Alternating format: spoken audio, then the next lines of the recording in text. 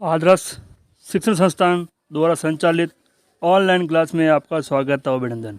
आज हम कक्षा चतुर्थी विषय पर्यावरण अध्याय 12 चोंच और पंजे भाग 2 कालांश 20 के बारे में अध्ययन करेंगे।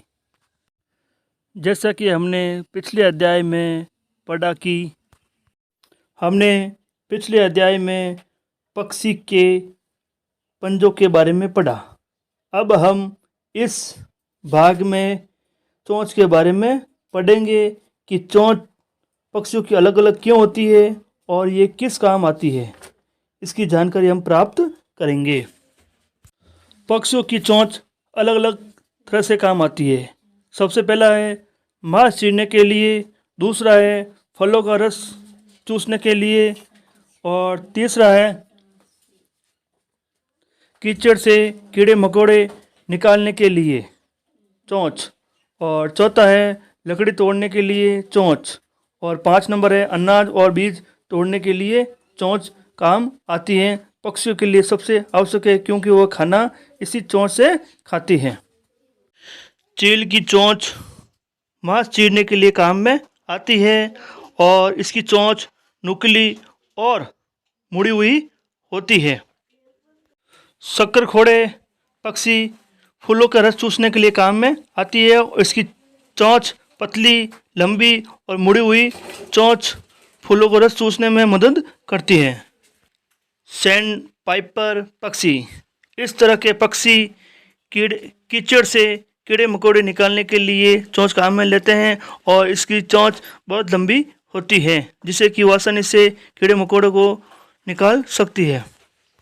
कनफोड़वा पक्षी, इस तरह के पक्षी लकड़ी तोड़ने के लिए चोंच काम में लेते हैं और ये मजबूत बड़ी चोंच है जिसके कारण वह लकड़ी को भी आसानी से तोड़ सकते हैं और उसमें से कीड़ों मकोड़े को खाने में मदद पहुंचती है।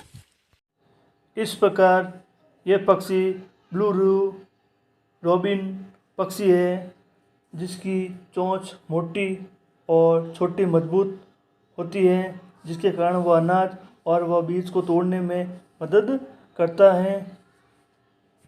पक्षी अनेक प्रकार के होते हैं जिसमें तोता, कबूतर, गौरैया, बतख, कनफोड़वा, मोर, उल्लू आदि हैं। और इसके साथ साथ में और भी पक्षी हैं जिनकी चोंच और पंजे बड़े और छोटे होते हैं जिसमें चिड़िया, सारस, बतख, उल्लू, कनफोड़वा, तोता, चील, बाज, चिड़िया और कोयल आदि हैं। और पक्षी बहुत सुंदर होते हैं और इसकी चोंच भी सुंदर होती है। पक्षियों के पंजे तैरने के लिए काम आते हैं और टहनियों को पकड़ने के लिए काम आते हैं और ज़मीन पर चलने के लिए काम आते हैं और शिकार पकड़ने के लिए काम में आते हैं और किसी स्थान पर खड़े होने के लिए भी पंजों की आवश्यकता होती है। पंजे बहुत मजबूत होते हैं जिसके कारण वो आसानी से चल सकते हैं और शिकार भी कर सकते हैं और पेड़ों के ऊपर भी आसानी से बैठ सकते हैं और इसके साथ टहनियों के ऊपर भी बैठते हैं जिस कारण वो रात को सोते समय टहनियों को यदि बैठते हैं तो अपना वो पैर मुड़ जाते हैं जिसके कारण वो नीचे नहीं गिरते हैं। पैर उतने मजबूत और उसका जो शरीर का जो भाग होता है वो पैरों के ऊपर आ जाता है और पैर सबसे महत्वपूर्ण है। इसी प्रकार पक्षियों के पैरों के साथ साथ में चोंच भी आवश्यक है क्योंकि चोंच से ही वो खाना खाते हैं और अनेक प्रकार के कार्य करते हैं।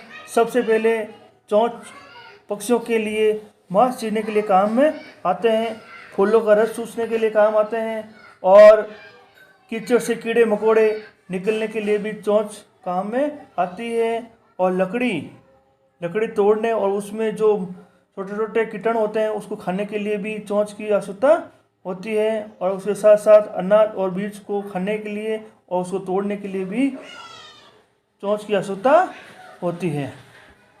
जितना पक्षियों के लिए पंजे आवश्यक हैं उतने चोंच भी आवश्यक है। और चोंच खाने के लिए काम आती है और पंजे अनेक प्रकार के पक्षियों के लिए काम में आते हैं, जिसमें वह पक्षी पेड़ की टहनियों पर और तारों पर जब बैठता है तो उसका शरीर का जो बोझ होता है वो पंजों पर आ जाता है, जिसके कारण पंजे अपना आप मुड़ जाते हैं और टहनी को पकड़ लेते हैं। इस प्रकार पक्षी सोते हुए भी नीचे नहीं गिरता है। और पक्षी के जो इतने पैर होते हैं वो इतने मजबूत होते हैं। जिस प्रकार मैं पक्षी के बारे में बता रहा हूँ, ठीक उसी प्रकार आप भी प्रयास करेंगे और जानकारी प्राप्त करेंगे। जैसे कि पक्षी का नाम है तोता। क्या नाम है? तोता हल्के हरे रंग का होता है और उसके जो पंजे होते हैं वो खुरदरे होते हैं और वह फल खाता है और वह पेड़ों के ऊपर कोटड़े में रहता है और उसकी चोंच छोटी और नुकीली होती है, जिसके कारण वह आसानी से कोई चीज़ खा सकता है। जिस प्रकार मैंने तोता के बारे में बताया, ठीक उसी प्रकार आप भी कोई एक पक्षी का नाम लिखिए और उसका रंग, उसके पंजे, वो क्या खाता है, कहाँ रहता है और उसकी चोंच कैसी होती है, उसके बारे में जानकारी प्राप्त कीजिए। आज हमने पक्षी के बारे में जाना।